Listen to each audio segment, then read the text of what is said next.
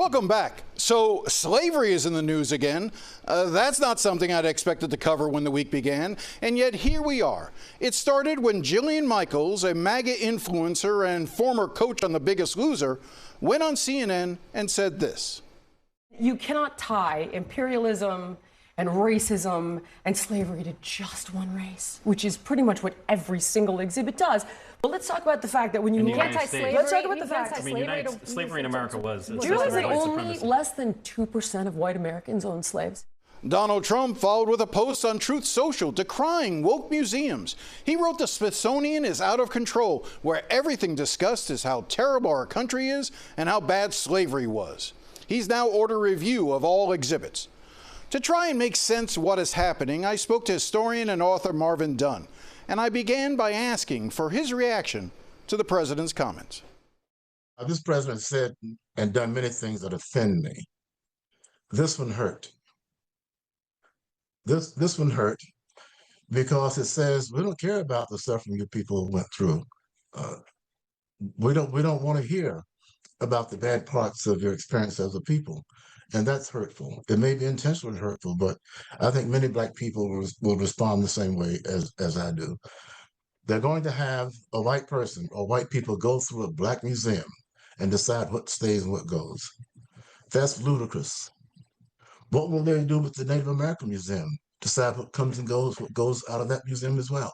This is a dangerous, dangerous turn that that America needs to be prepared for this, Jim. And I'll tell you, I think the larger picture, if you look at what Project 2025 is trying to do, have American history taught only the good parts. American fathers were perfect men. Teach only those things about our founders. And Thomas Jefferson owned 600 enslaved people.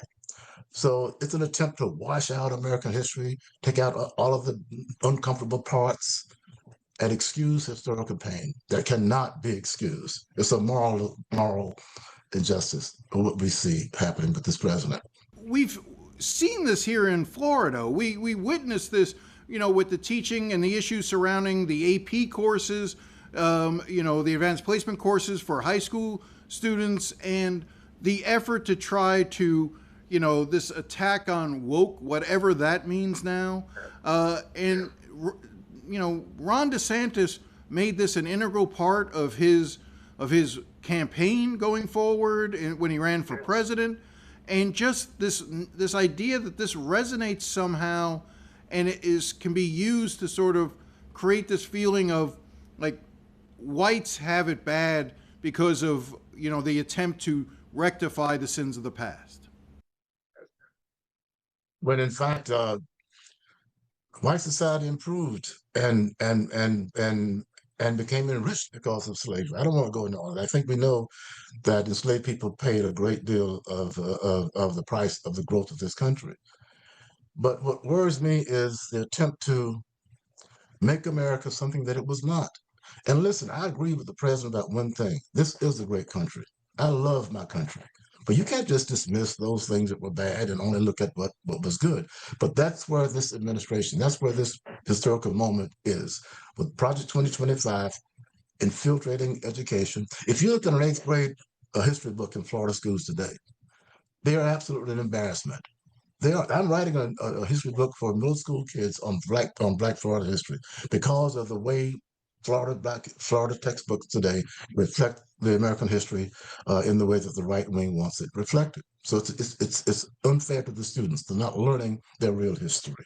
One of the issues that I see is this effort to redefine slavery as not being that bad. We saw this in Florida when we talked about how there was some wanting to teach the idea that there were certain skills that were achieved for African Americans as a result of slavery, and that we can't always look at the worst parts of slavery. We have to find the good in slavery as well, as if there is such a thing. What's your reaction to that?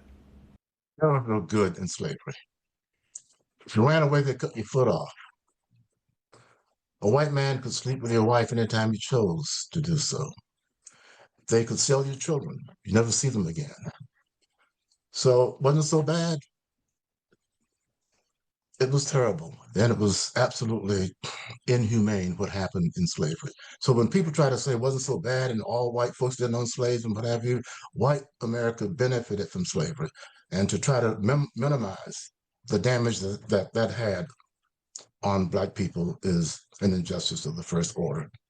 Look, this racial divide that we've seen that Donald Trump and others have used to sort of create a wedge, even to the extent that we're seeing what he's doing in Washington, D.C. right now, in terms of mobilizing the National Guard, sending federal officers on the streets heavily armed.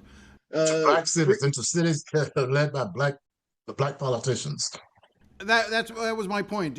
That's not coincidental that you see this as him targeting cities of large African American populations or led by African Americans. It was a part of the right's attempt to paint Black America as dangerous, violent, and must be controlled by military forces. That's what they're trying to paint. And we know that crime in cities are going down, incredibly so. And yet they paint this picture of Black people as dangerous, must be controlled by military forces. It's ridiculous and hurtful to the Black community. And I think you're going to see resistance to this in these cities if they're now trying this tactic on. You know, it's the idea of creating the other, fear of the other.